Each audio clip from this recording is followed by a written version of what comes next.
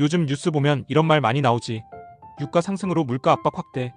근데 솔직히 이렇게 생각할 수도 있어. 기름값 좀 오르는 거지 뭐, 차 안 타면 되잖아. 그런데 유가는 단순히 자동차 연료비가 아니야. 유가는 그냥 모든 가격의 출발점이야. 조금 과장해서 말하면 유가가 오르면 세상 모든 물건 가격이 올라갈 준비를 하는 거야. 경제를 사람 몸이라고 생각해보자. 기업은 장기고 소비는 활동이고 돈은 피라고 하면 유가는 뭐냐 하면 피를 돌게 하는 산소 같은 존재야. 이게 왜 중요하냐면 세상 대부분의 산업이 에너지 위에 올라가 있기 때문이야. 우리가 쓰는 거의 모든 물건은 한 번 이상은 이동해. 공장에서 창고로, 창고에서 물류센터로, 물류센터에서 집까지. 이 모든 과정에서 필요한 게 바로 기름이야. 예를 들어 CJ 대한통운 같은 물류기업은 하루에 수백만 개의 택배를 움직이는데 트럭, 차량, 항공 전부 연료를 쓰지. 유가가 10% 오르면 결국 배송비는 올라가. 쿠팡도 마찬가지야. 로켓 배송의 핵심은 속도인데 속도를 유지하려면 물류비를 줄일 수 없어. 기업은 버티다가 결국 가격을 올리고 우리는 요즘 물가 왜 이렇게 비싸냐라고 느끼게 돼. 여기서 더 중요한 포인트가 나와. 공장도 기름 먹고 돌아가.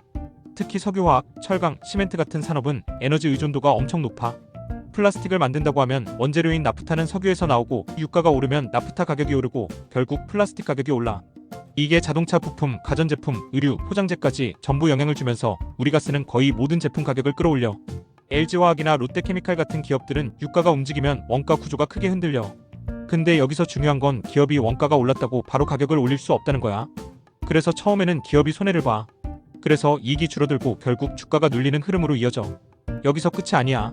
사람들이 가장 체감하는 건 식료품이야. 왜 채소값까지 오르지? 농업도 사실 에너지 산업이야. 트랙터는 기름을 쓰고 비료는 석유 기반이고 유통은 냉장 운송이 필요해. 결국 유가가 오르면 농업 비용도 같이 올라가고 식료품 가격도 올라가. 그래서 우리는 생활비가 갑자기 확 오른 느낌을 받게 돼. 그래서 유가는 그냥 가격 하나가 아니라 모든 가격을 밀어올리는 출발 버튼이라고 말한 거야. 그래서 유가가 움직이면 물가가 움직이고 기업 이익이 흔들리고 경제 전체가 영향을 받아. 근데 진짜 중요한 건 여기서부터야. 유가가 오르면 단순히 물가가 오른다 해서 끝나는 게 아니라 돈의 흐름이 바뀌어. 누군가는 무너지고 누군가는 돈을 벌어. 유가가 오르면 물가가 오른다. 이건 다 알아. 근데 사람들은 보통 여기까지만 봐. 주유소 비싸졌네. 장바구니 부담 커졌네. 문제는 그 다음이야. 유가가 오르면 무서운 건 가격표 몇 개 올라서가 아니라 우리 지갑으로 들어오는 돈은 그대로인데 나가는 돈만 빨라진다는 거야. 이게 실질소득 감소야. 쉽게 말하면 월급은 그대로인데 내 월급의 힘이 약해져. 예를 들어 월 300만 원을 벌 때 예전에는 식비, 교통비, 관리비를 내고도 조금은 남았는데 유가가 오르면 택배비, 식료품, 공산품 가격까지 다 올라서 같은 돈을 벌어도 남는 돈이 줄어들어. 그러면 사람은 당연히 덜 쓰게 돼. 외식 줄이고 옷 덜 사고 여행 미루고 차 바꾸는 것도 미루게 돼. 이게 소비 둔화야. 그리고 소비가 줄어들면 기업 매출도 같이 식어. 여기서 한 가지 기억해야 할 포인트. 유가가 오르면 가장 먼저 망가지는 건 자동차 연비가 아니라 가계의 현금 흐름이야. 투자자 관점에서 보면 유가 상승은 소비주의 적이야. 왜냐하면 돈이 쓰고 싶은 데서 빠져서 안 쓸 수 없는 데로 이동하기 때문이야. 사람은 기름값, 식비, 공과금은 줄이기 어려워. 대신 쇼핑, 여행, 취미, 가전 교체를 줄여. 그래서 고유가 국면에서는 물가 상승이랑 소비 둔화가 같이 진행되는 경우가 많아. 여기서 끝이 아니야. 물가가 오르면 중앙은행은 금리를 쉽게 못 내려. 유가 상승은 물가 상승, 그리고 금리 인하 지연 이런 구조가 만들어져. 그러면 대출이자 부담이 오래 유지되고 기업도 투자하기 어려워져. 결국 주식, 부동산 같은 자산 시장에도 부담이 생겨. 그래서 유가 상승은 단순한 기름값 문제가 아니라 주식, 부동산, 소비, 기업 투자까지 전부 영향을 주는 사건이야. 기업 입장에서 보면 원가가 오르면 두 가지 선택밖에 없어. 가격을 올리거나 이익을 줄이거나.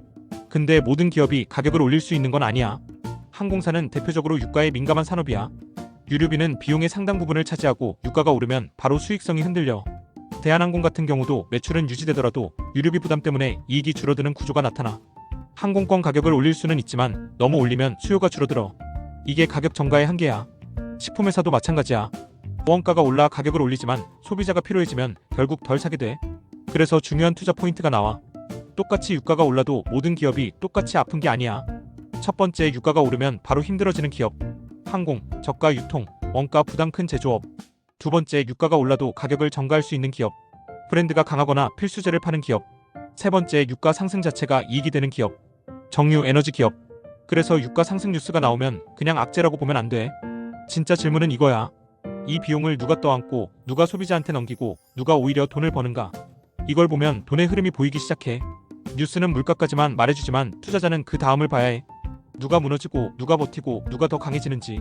그래서 고유가 국면에서 중요한 건 유가를 맞추는 게 아니라 가격을 올릴 수 있는 힘이 있는 기업인지, 원가를 견딜 체력이 있는 기업인지, 아니면 원가 상승의 수혜자인지를 구분하는 거야. 유가 상승 뉴스, 단순히 주유소 기름값만 오르는 게 아니라 산업 전반에 걸쳐 영향을 주는 이유, 그리고 왜 전 세계 기업의 주가가 빠지는지도 이제 어느 정도 알겠지? 도움이 됐다면 구독, 좋아요도 눌러줘.